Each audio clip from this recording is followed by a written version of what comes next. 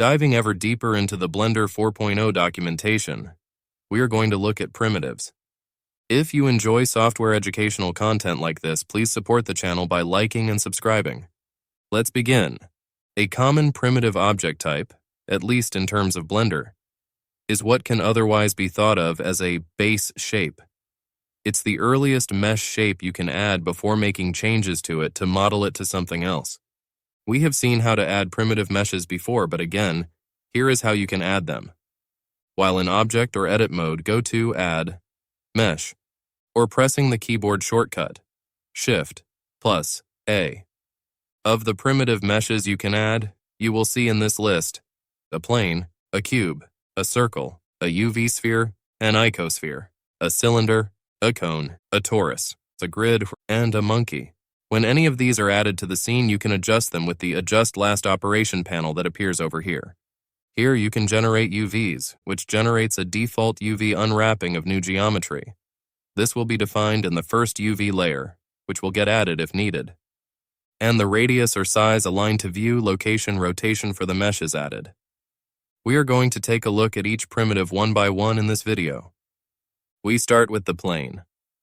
The standard plane is a single quad face which is composed of 4 vertices, 4 edges, and 1 face. It is like a piece of paper lying on a table. It is not a 3-dimensional object because it is flat and has no thickness. Objects that can be created with planes include floors, tabletops, or mirrors. The cube. The cube is a standard cube that contains 8 vertices, 12 edges, and 6 faces, and is a 3-dimensional object.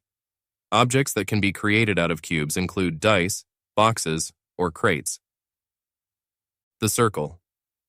When looking at the last operation adjustment panel, you can also set the fill type, which will set how the circle will be filled. Those fill types being the triangle fan fill, which will fill with triangular faces which share a vertex in the middle. The n-gon fill, which will fill with a single n-gon and nothing, which doesn't fill anything. Creates only the outer ring of vertices. Also, the circle starts with a 2D shape, but has a number of vertices that define the shape.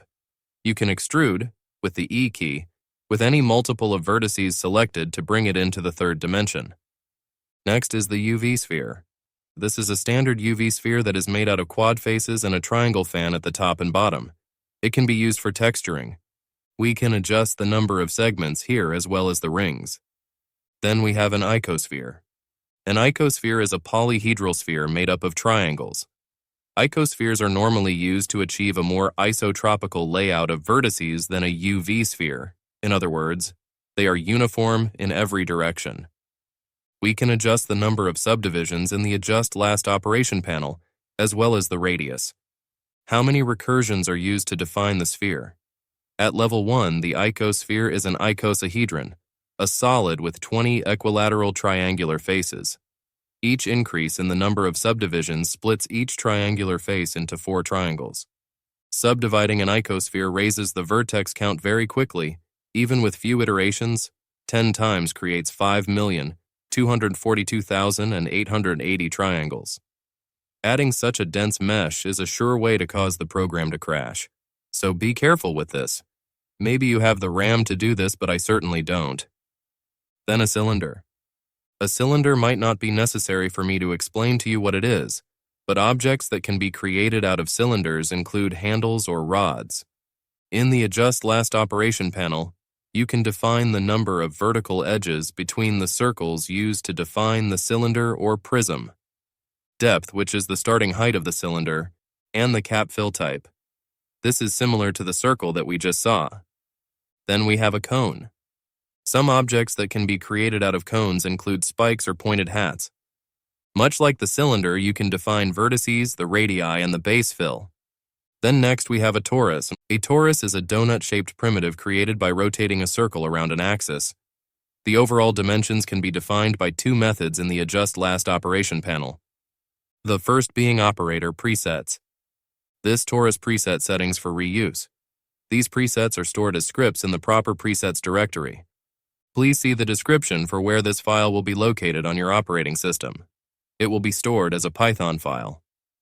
The operator presets will contain 2 drop-down menus, major and minor segments. Major segments are the number of segments for the main ring of the torus. If you think of a torus as a spin operation around an axis, this is how many steps are in the spin. And minor segments, which are the number of segments for the minor ring of the torus, this is the number of vertices of each circular segment.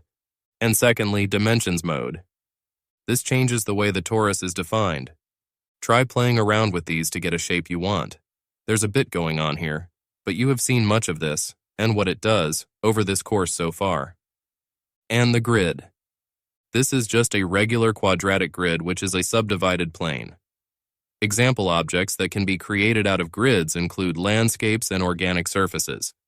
You can adjust the x subdivisions, which is just the number of spans in the x-axis, and the y subdivisions, which are the number of spans in the y-axis. And lastly, we have everyone's favorite primitive, Suzanne. This adds a stylized monkey head to use as a test mesh that uses subdivision surface for a refined shape.